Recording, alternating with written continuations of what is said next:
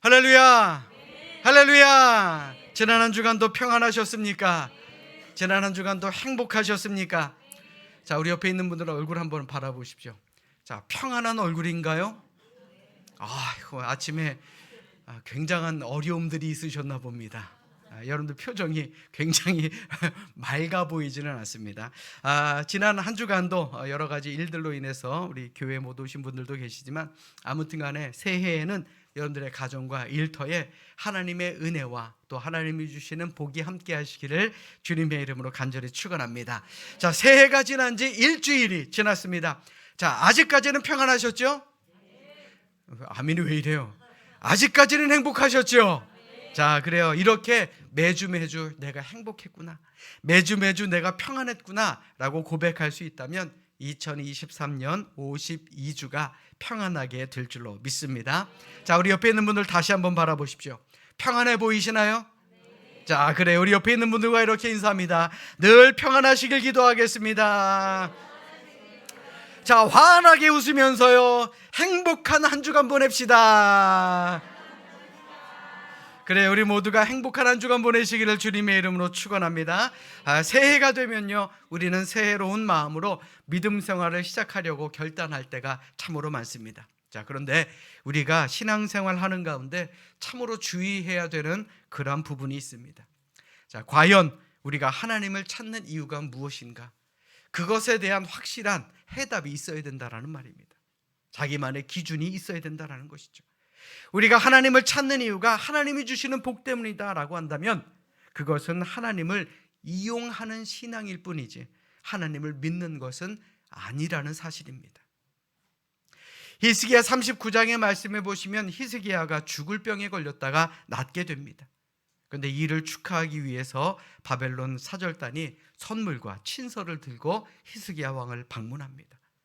한번 생각해 보십시오. 거의 죽었다가 살아났으니 얼마나 기분이 좋았겠습니까?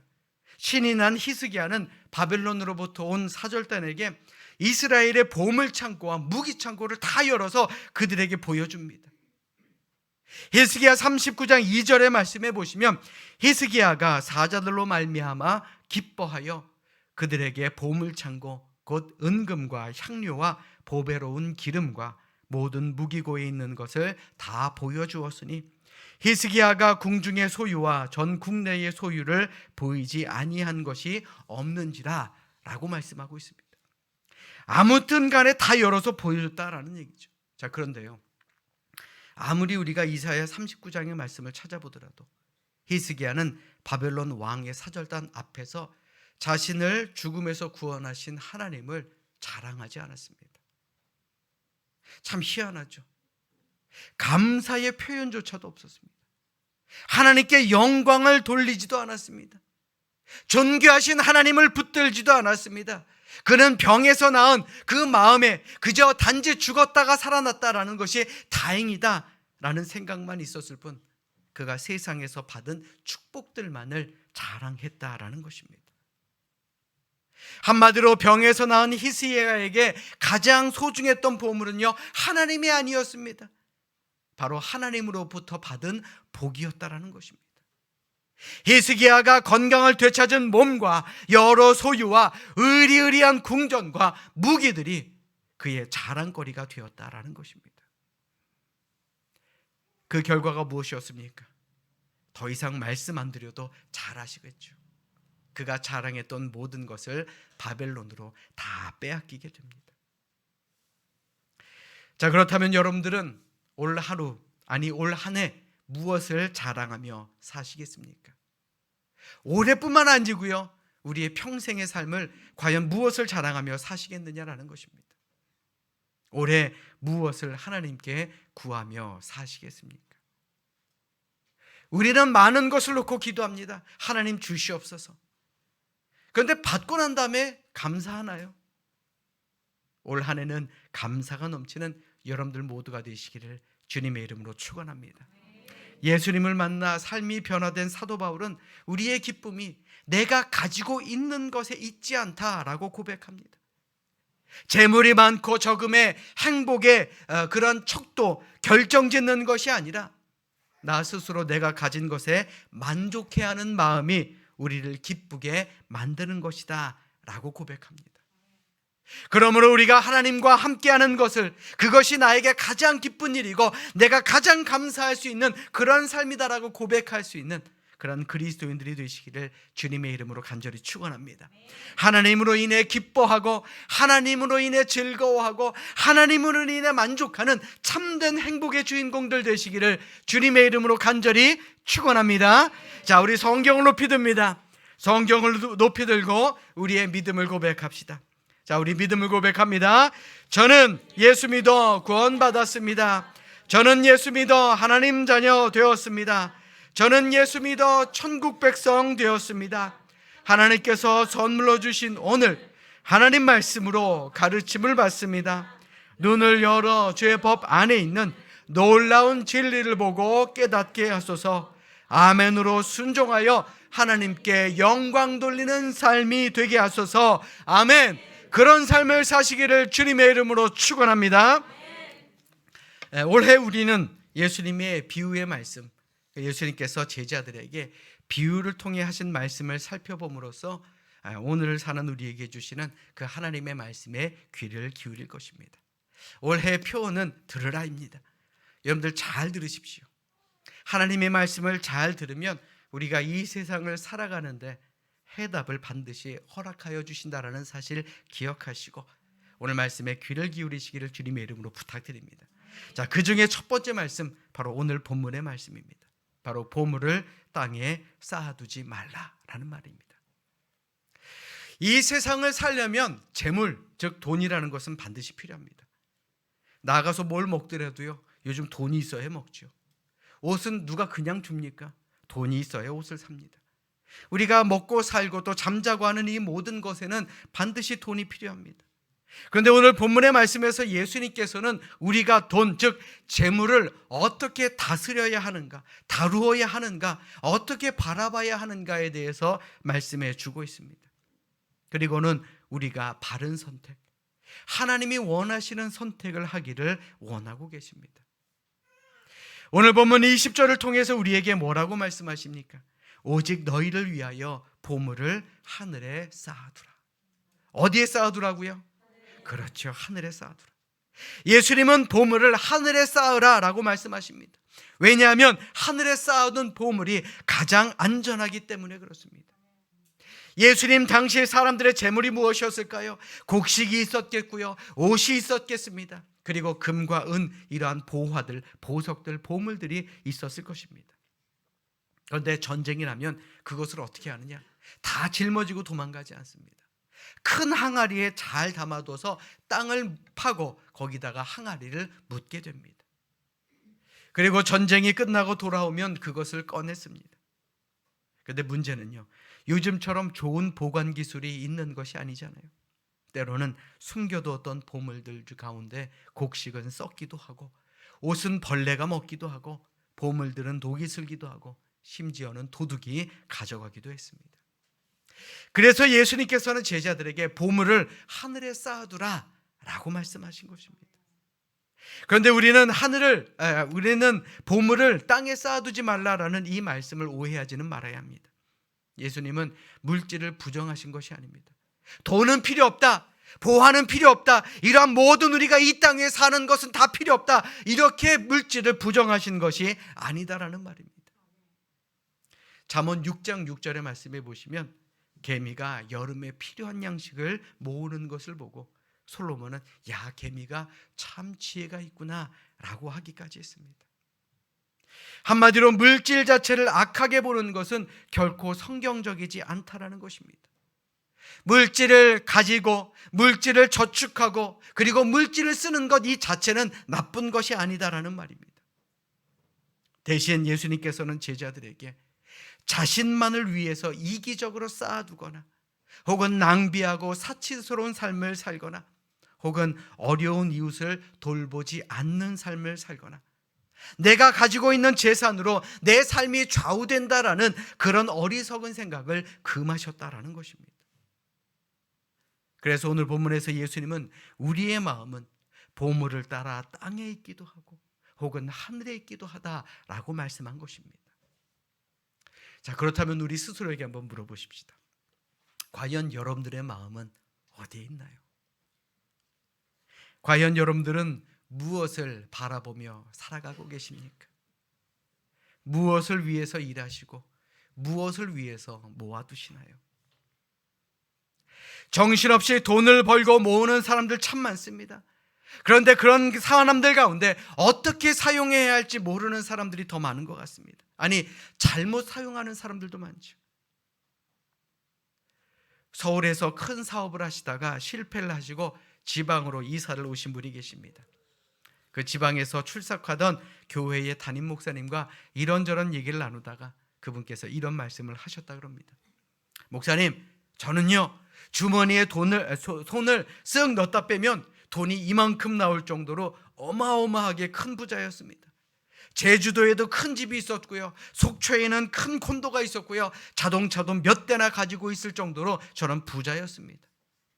그런데 모든 것을 다 잃어버리고 이제 와서 생각해 보니 제가 전에 다니던 교회 목사님께 짜장면 한 그릇 사드린 적이 없었습니다. 모든 걸 잃고 나서 이제 와 생각해 보니까 가지고 있을 때 담임 목사님 맛있는 거 좀 많이 사드릴 것, 가지고 있을 때 교회에 예물 좀 많이 드릴 것, 교회가 건축해서 힘들다 할 때 헌금 좀 많이 낼 걸 이제 와서 후회가 됩니다 라고 이야기를 했다라는 것입니다. 그런데 그 말을 듣고 있던 목사님의 머릿속에 갑자기 이런 생각이 들더랍니다. 이분은 다시 큰 돈이 생겨도 절대 꺼내놓지는 않으실 분이구나. 그런 면에서 보면요, 저는 엄청나게 행복한 목사입니다. 감사합니다. 왜냐면요, 신방하면 짜장면보다 더 맛있는 걸 사주시더라고요. 제가 시간이 없어서 죄송해요, 식사를 같이 못해요 라고 하면은요, 너무나도 아쉬워하시는 분들의 모습을 보며 그래도 난 참 행복한 목사구나 하는 그런 생각을 하게 됩니다. 올해 봄에도 좀 기대하겠습니다. 아멘. 아멘. 대부분의 사람들은요, 삶을 위해서 경제활동을 합니다. 그런데 오늘 본문에서 예수님은 그것이 그저 자신만을 위해서 끝나면 안 된다라고 말씀하십니다. 만약 너희가 그렇게 할 때에 너희는 땅에 보물을 쌓아두는 것이다. 결국 썩고 좀먹고 녹슬어버리고 도둑이 그것을 가져가게 된다. 오히려 재물을 주신 하나님의 뜻에 맞게 사랑하라고 하신 그 이웃들을 위해서, 그리고 자신의 윤택함을 위해서 사용할 줄 아는, 잘 사용할 줄 아는 사람이 되어야 한다라고 말씀한 것입니다. 자, 그렇다면 우리가 어떻게 살아야 과연 하늘에 보물을 쌓아두는 삶을 살 수 있을까요? 오늘 보면 이전 말씀인 6장 4절의 말씀에 예수님은 제자들에게 이렇게 말씀하십니다. 내 구제함을 은밀하게 하라. 은밀한 중에 보시는 너희 아버지께서 갚으시리라. 또 6절에서 뭐라고 말씀하십니까? 너는 기도할 때에 내 골방에 들어간 문을 닫고 은밀한 중에 계신 내 아버지께 기도하라. 은밀한 중에 보시는 내 아버지께서 갚으시리라. 18절의 말씀에 뭐라 그럽니까? 오직 은밀한 중에 계신 내 아버지께 보이게 하려 함이라. 은밀한 중에 보시는 내 아버지께서 갚으시리라. 공통점이 있죠. 은밀한 중에 보시는 아버지께서 갚으시리라.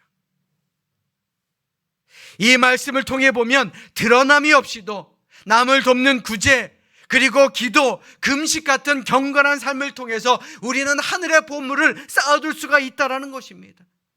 여러분들 잘 들으십시오. 사람에게 보이려고 하는 것, 사람에게 보이기 위해서 하는 그런 구제, 그런 기도, 그런 금식은요, 온전한 구제와 기도와 금식이 아니다라는 겁니다. 하나님의 마음에 합한 구제, 그리고 기도, 금식을 하면 하나님께서는 은밀한 중에 보시고 반드시 갚아주시겠다 우리에게 약속하셨습니다. 믿으시면 아멘. 우리가 교회를 아무리 오래 다녔어도, 세례받고 집사, 권사, 장로, 목사의 직분을 가졌어도요, 사람에게 보이려고 하면, 사람에게 보이려고 사람의 칭찬을 기대하고 하는 이 모든 척이라고 하는 것, 이 모든 척이라고 하는 경건 생활은 하늘의 보물을 쌓아두는 것이 아니라 땅의 보물을 쌓아두는 것입니다. 우리는 작년 11월부터 미얀마에 있는 15명의 아이들을 후원하고 있습니다. 이 아이들을 돕는 것이 우리 교회가 잘난 척하기 위해서 하는 겁니까? 아니죠. 내가 한 아이를 후원하고 있으니 나 잘났지요? 라는 것을 드러내기 위함입니까? 결코 그래서는 안 됩니다. 우리가 어려운 아이들을 돌아볼 때에 하나님께서는 우리를 위해서 하늘의 보화를 준비해 주시는 분입니다. 우리 교회가 미얀마의 가난한 아이들을 먹이고 입히고 공부시키는 이유가 바로 이것입니다. 한 명이라도 더 돕고자 저도 광고를 하고 여러분들에게 부탁을 하고 여러분들께서는 흔쾌히 허락하시는 이유가 바로 이것이다라는 것입니다. 하나님이 원하시기 때문에 그것이 바로 하늘의 보물을 쌓아두는 일이기 때문에 그렇습니다. 믿으시면 아멘. 사랑하는 여러분, 여러분들은 과연 하늘의 보물을 쌓아두기 위해 무엇을 하십니까? 사실 우리 중 대부분은 그 답을 너무나도 잘 알고 있습니다. 그런데 문제는요, 실행하기가 너무 어려워요.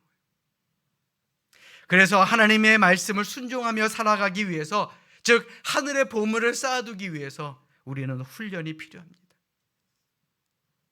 그런데 안타깝게도 많은 성도들이 이 훈련이 힘들어 하늘의 보물을 쌓는 것을 포기하고 살아갈 때도 많다라는 것입니다. 작은 것부터 하나하나 시작합시다. 작은 것부터 하나하나 시작하면요, 하나님께서는 우리에게 더 큰 것, 더 큰 하늘의 복을 허락하여 주심을 기억하시고 우리 작은 것 하나하나부터 결심한 대로 실행해 나가는, 훈련해 나가는 우리 모두가 되시기를 주님의 이름으로 간절히 부탁드립니다. 2012년 12월 3일 국민일보 겨자씨에 이런 이야기가 소개되었습니다. 짐 포펜이라는 학생이 있었다 그럽니다. 그는 성적은 뛰어나지는 않았지만 자신을 훈련시키는 방법을 잘 알고 있었던 학생입니다. 어느 날 포펜의 아버지가 밤에 달그락거리는 소리에 잠을 깹니다. 그리고 소리가 나는 부엌으로 가봤더니 이 아이가 어두운 부엌에서 의자 다리에 매듭을 묶었다 풀었다, 실 매듭을 묶었다 풀었다를 계속 반복하고 있더랍니다. 그래서 아버지는 이 아이에게 말합니다. 아니, 이 캄캄한 밤중에 부엌에서 뭐 하고 있니? 그러자 이 아이는 아버지에게, 아버지, 저는 지금 제 손가락을 훈련시키고 있는 중이에요. 아무것도 볼 수 없는 캄캄한 밤중에도 빠르고 정확하게 매듭을 맬 수 있으면요, 저는 훌륭한 외과 의사가 될 수 있을 거예요 라고 말했다 그럽니다. 그 후 이 아이는 어떻게 됐을까요? 세계에서 유능한 뇌수술 전문가가 되었고, 그리고 콜롬비아, 오지마을 등을 찾아다니며 어두운 곳에서도 수술을 해주는 훌륭한 의료 선교사가 되었다라는 기사였습니다. 사랑하는 성도 여러분, 하나님이 원하시는 일을 하는 것도요, 작은 것부터 훈련을 해 나가야 하는 것입니다. 우리 주변에도 이런 분들 계시죠. 하나님, 나중에 내가 돈을 많이 벌면 한 번에 큰일 하겠습니다. 내가 돈 많이 벌면요, 한 방에 그냥 내겠습니다 라고 하시는 분들 계시죠. 근데 말처럼 되든가요? 말처럼 안 됩니다. 그래서 작은 것이라도 나의 것을 하나님께 드릴 수 있는 훈련이 되어야 한다라는 말입니다. 하나님의 뜻대로 재물을 사용하기 시작해 보십시오. 그에 합당한 재물을 하나님께서는 반드시 채워주실 줄로 믿습니다. 작은 것이라고 생각되는 것부터 시작하십시오. 큰 것 시작하려고는 안 됩니다. 작은 것부터 시작하고 작은 것부터 훈련해서 하늘의 보물을 쌓아두는 그런 우리 모두가 될 수 있기를 주님의 이름으로 간절히 축원합니다. 자, 우리 따라서 합니다. 분별하는 눈을 가집시다.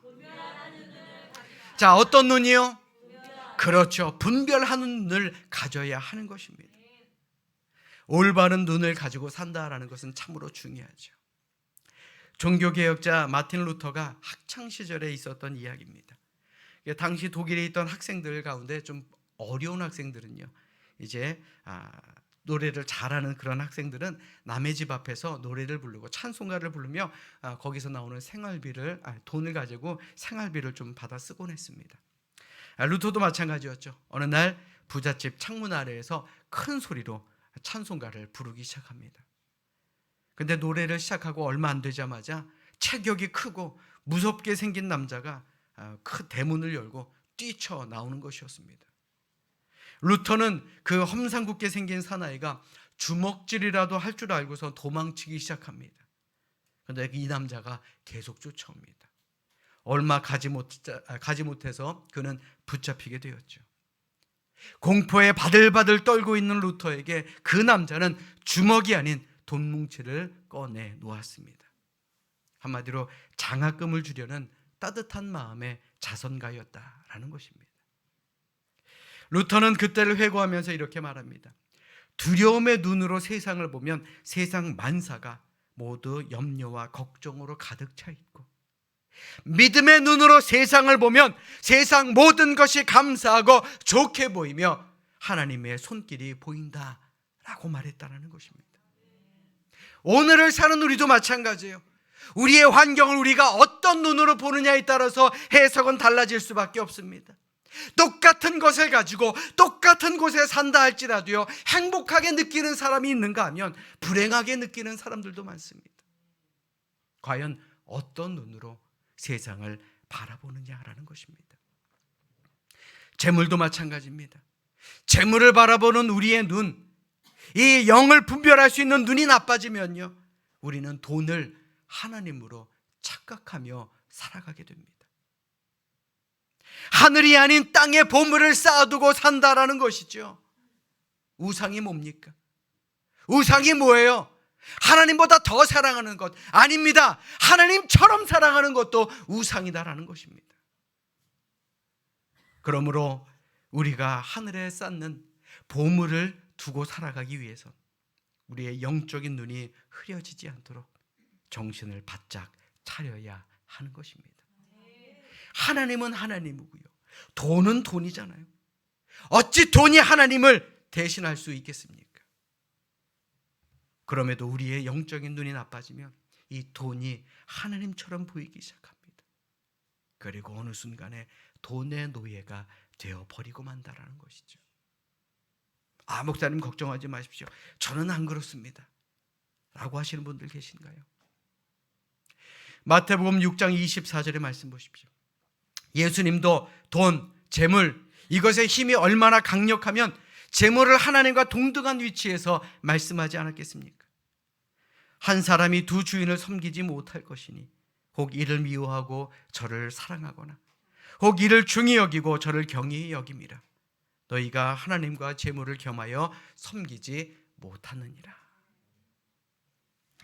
재물의 유혹을 이기는 것이 얼마나 어려웠으면 예수님도 돈과 하나님을 비교하셨겠냐라는 것입니다.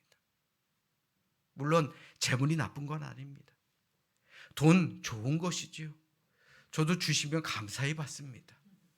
그러나 우리의 마음이 재물에 빼앗기면 안 된다.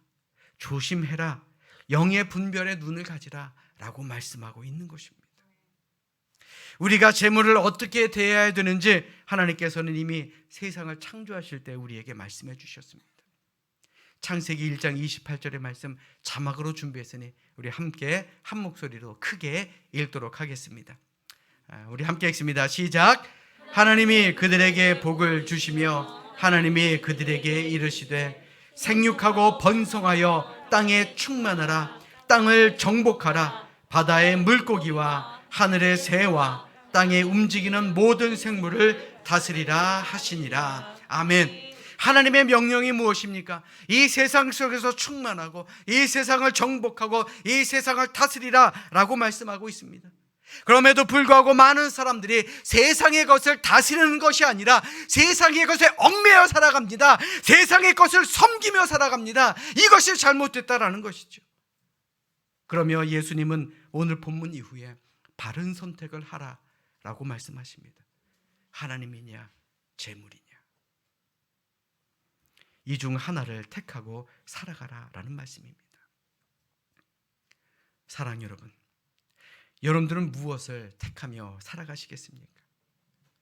물론 우리 중에는요, 목사님 걱정하지 마십시오. 제가 두 가지 잘 택해서요, 잘 조절하며 살아가겠습니다 라고 말씀하시는 분들도 있죠. 혹은 아니 목사님, 세상의 것을 어찌 무시하고 살아갈 수 있겠습니까? 라고 말씀하시는 분들도 계실 것입니다. 네, 맞습니다. 그 말씀도 맞습니다. 잘 조절하며 살면 되고요. 세상 무시하지 않고 사시면 됩니다. 그런데 문제는 우리는 세상 속을 사는 그리스도인들이기 때문에 우리가 흔들릴 때가 있다는 것입니다. 물질을 하나님보다 더 소중하게 생각할 때가 있다는 것이죠. 잘 들으십시오. 우리에게 믿음이 있다라는 것이 무엇을 의미합니까? 우리가 믿음 안에 산다는 것이 과연 무엇을 의미합니까? 우리가 믿음 안에 산다라고 하는 것은요, 하나님께서 우리의 모든 것을 책임져 주신다라는 것을 믿는 것 아니겠습니까? 그러니 우리가 세상 속에 파묻혀 세상 사람들과 똑같이 사는 것이 아니라 하나님의 뜻대로 살면, 하나님께서 기뻐하실 만한 일을 하고 살면 반드시 하나님께서 우리에게 모든 것을 책임져 주시고 모든 것을 채워주신다라는 그러한 믿음이 우리 모두에게 있어야 할 줄로 믿습니다. 물론 우리는 어떤 일이든 최선을 다해야 됩니다. 교회 안에서도 최선을 다해야 되고요, 여러분들의 일터 안에서도 최선을 다해야 됩니다. 여러분들의 가정 안에서도 최선을 다해야 됩니다. 그런데 그 결과에 얽매여 우리는 재물만 바라봐서는 안 된다는 것입니다.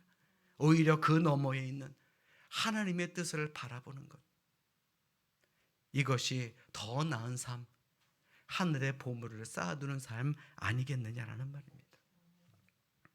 그러므로 우리가 재물을 다스릴 수 있을 때 하나님께서는 우리에게 필요한 재물을 더 허락해 주실 줄로 믿습니다.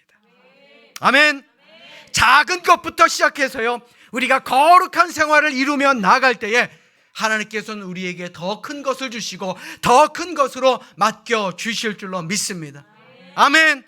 이 시간 진정으로 바라기는 우리 모두 세상 속 그리스도인들로 세상 속에 살아갈 수밖에 없지만 땅에 속하지 않고 영원한 천국을 바라보는 하늘에 속한 성도가 됨으로 말미암아 우리가 가지고 있는 모든 보물을 하늘에 쌓아두는 그런 놀라운 믿음의 사람, 하늘 사람으로 살아가시기를 이 시간 주님의 이름으로 간절히 축원합니다. 축원합니다. 기도하겠습니다.